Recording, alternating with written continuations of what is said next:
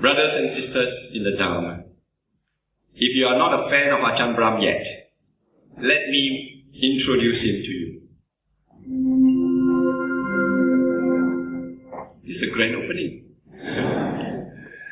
Ajahn Brahm was born in London in 1951. He regarded himself a Buddhist at the age of 17, but his interest in Buddhism and meditation flourished while he was studying theoretical physics at Cambridge University, United Kingdom. After completing his degree and teaching for a year, he then travelled to Thailand to become a monk. He was ordained in Bangkok at the age of 23 by the abbot of Wat Saket. He subsequently spent 9 years studying and training in the forest meditation tradition under the late Venerable Ajahn Chah. In 1983, he was asked to assist in the establishment of a forest monastery near Perth, Western Australia.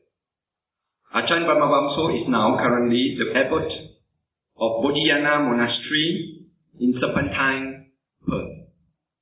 And he's also the spiritual director of the Buddhist Society of Western Australia.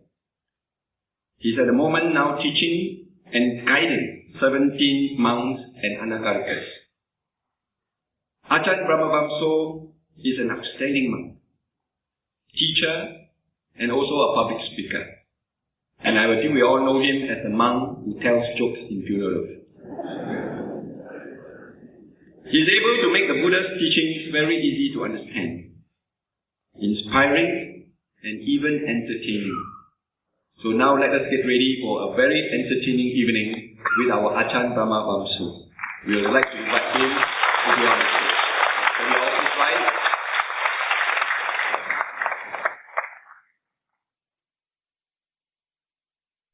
Now the talk this evening is about enriching your life.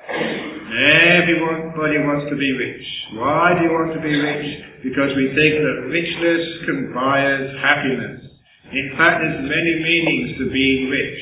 You can have rich in money, but isn't it more important to be rich in time, rich in happiness, rich in friends? Sometimes we need to know what's really important in life when we want to know what richness is. So this evening I'm going to be talking about becoming enriched in many different levels, many different ways.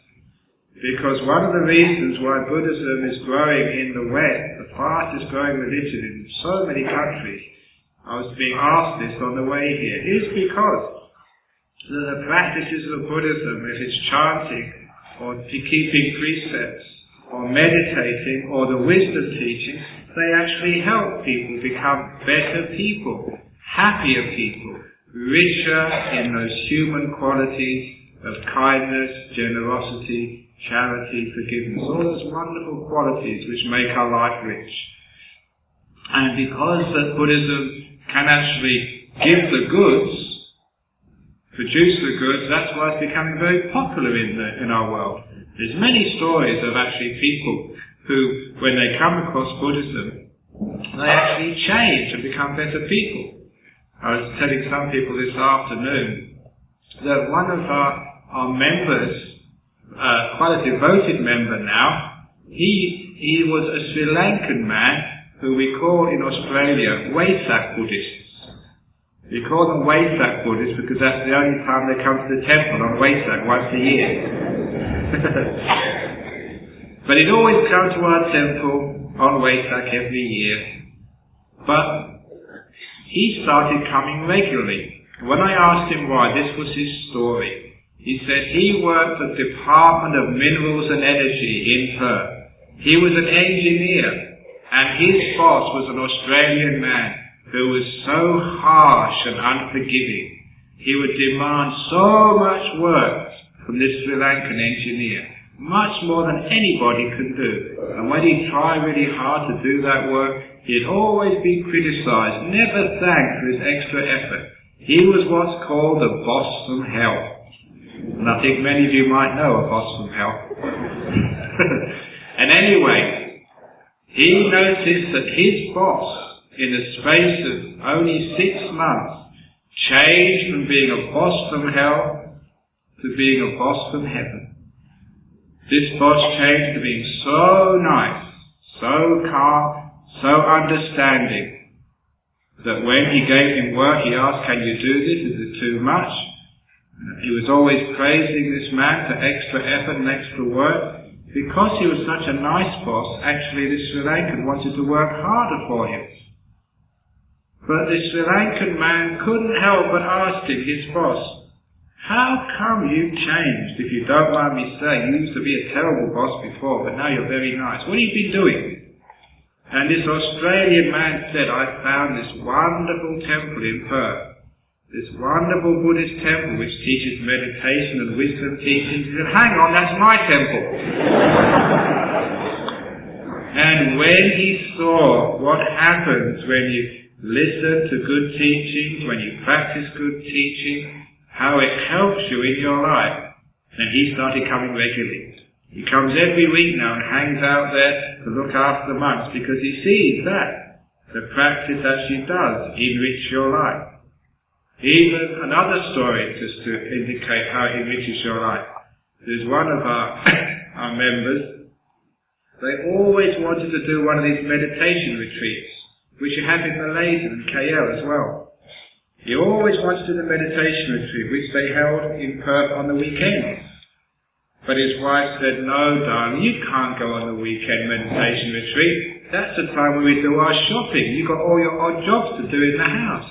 We've got to take the children to sport. We've got to do so many things. You've got to do the gardening. It's too busy on the weekend. No, you can't go." So he said, "Okay, dear, I won't go."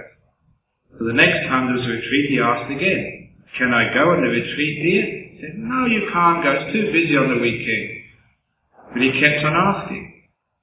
Because he was so persistent, one retreat came up, he said, "Dear, can I go on a meditation retreat?" And she got so upset, she said, "Okay, you go on that retreat. You leave me with all the children, with the shopping, with the odd jobs, with the gardening, with taking them here, you go." So he went. She was so upset that he went. But after 2 days of meditation, of learning Dhamma, practicing Dhamma, when he came back after that retreat, he was such a nice husband. He was so soft and compliant, bendable. He was so nice that she was really impressed. She was so impressed that when it came time for the next weekend retreat, he didn't even need to ask. She gave him the money and sent him off. And that's a true story, because these practices actually help you to become a better human being, a happier human being, a richer human being. For example, we started off by teaching you or giving you the 5 precepts, but so many people, they might take those 5 precepts but not understand why you should be keeping them. I've been telling the story many years ago when I was teaching a meditation retreat, which was next to a church in Perth. And on the Sunday morning, while I was waiting for someone to come into the interview, I looked through the window and saw these 2 Australian men who'd just been into church, and one said to the other as they were parting, "Be good." And the other man said, "No, that's no fun." And isn't it strange that people in the world think to have fun you have to be bad. To have fun you have to do naughty things. To have fun you have to break all the rules. And a lot of time people don't understand that if you want to have a good time, what should you do? Be good. If you're a good person, you have a good time. And this is, I'm going to teach you now about the meaning of the 5 precepts. Many years ago, there were 2 monks in Thailand. They were going to a dana in a person's house. This is where people offer food to the monks and make them fat. People give us so much food.